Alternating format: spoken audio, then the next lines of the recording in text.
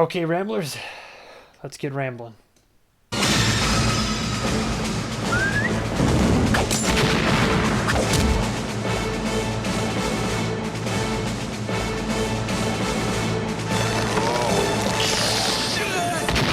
Keitel, George Clooney, Quentin Tarantino, Juliette Lewis. Welcome to slavery. No thanks. I already have a wife. From Dusk Till Dawn.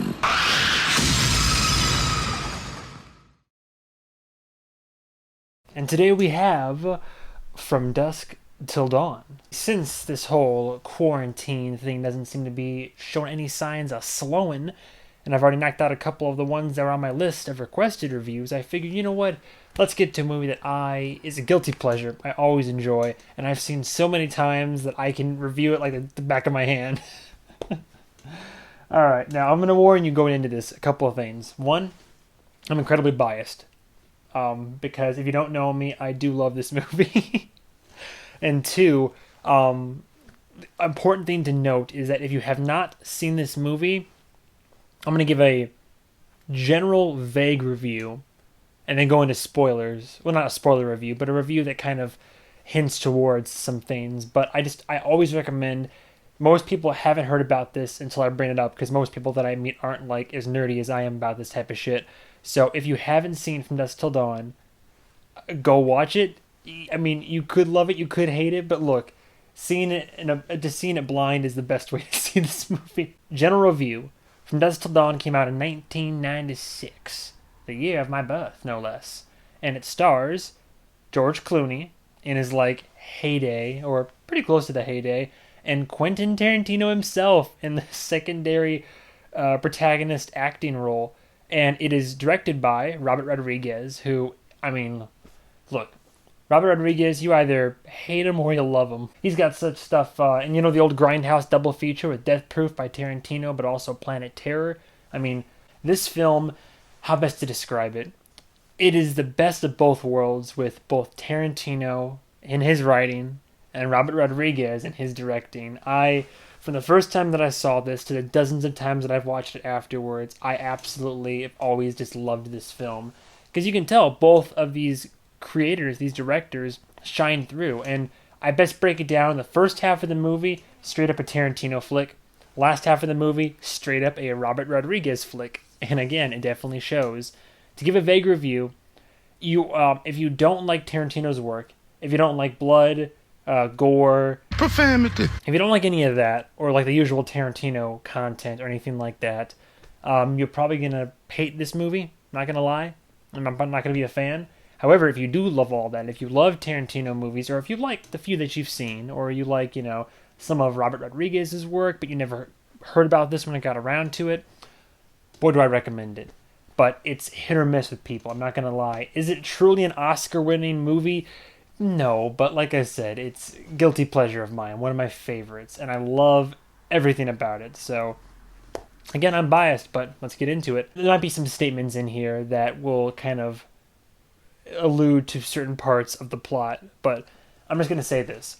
It's a great two brothers on the run from the law, and they're trying to get across the border. They're, outlaws on the run from the law, and they're trying to sneak with this family across the border and get to a bar called the Titty Twister, where they can await their contact to get to El Rey. And just, look, it's... Again, I want to leave as much about this vague as I can, but I'm going to say directing, I love it. It's got the directing style of Rodriguez with heavy influence by Tarantino. If you know what all that entails, you already know what to expect. But I think it's all shot well. I think it all looks great. The practical effects in this movie are part of what really sell it. Why do they need practical effects, you may ask? You just watch this movie and find out, bucko. The writing is 100% Tarantino, which is some of the best writing there is out there. The chemistry between everybody on set works out really well. Everybody embodies their roles super well. You have a young Juliette Lewis, who I think she's been in some stuff in her life, but I never really, she's more like a punk rock girl nowadays, or I guess maybe not punk rock, but she's always rocking out on tours now. You don't see her in much on film, but the rest of the cast, George Clooney, Harvey Keitel, dude, freaking Danny Trejo makes his way in here. Great action, great violence. Best part of the movie is to go through it and do a blind watch of the entire film, because the turn halfway through this movie, the turn that it takes, is caught me so off guard, and is one of my favorite like big turns in cult classic films. That again, it's best if you have not seen the movie. If you've seen it, you know exactly what I'm talking about. But it's the turn where you're like, what?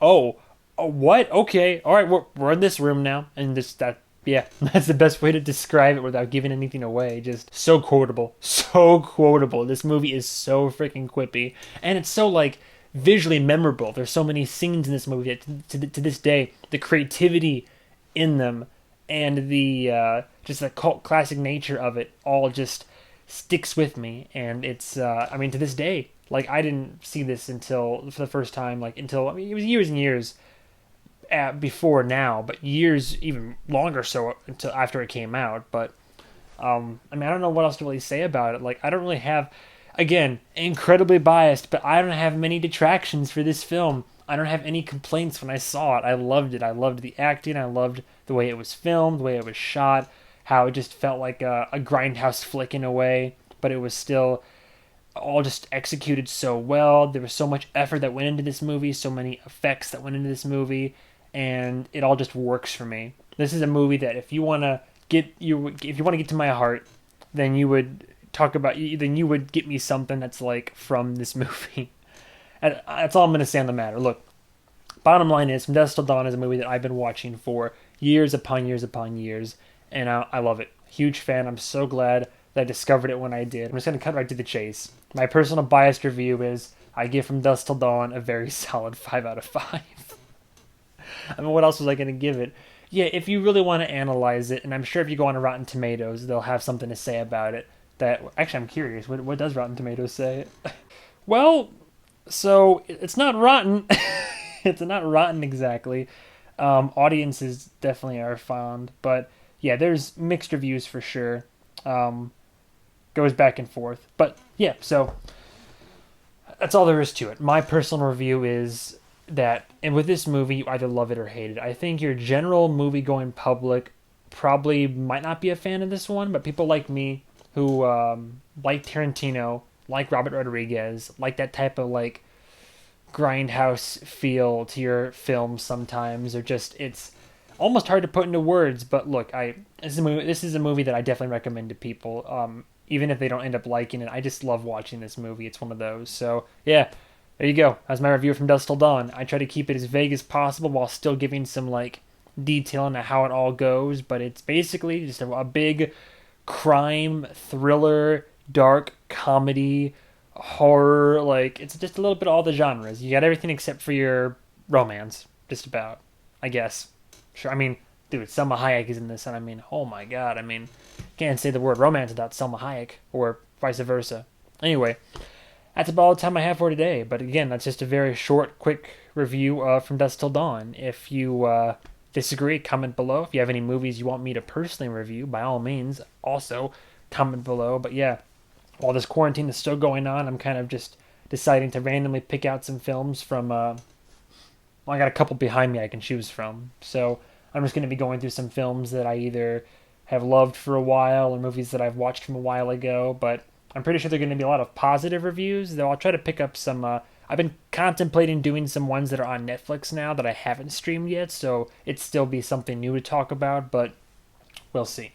Anyway, thank you guys and gals so much for watching. As always, stay tuned for the next episode of whatever movie review I do, or check out my whole channel for any other content that I've made. So yeah, that's about all there is to it. Goodbye, travelers.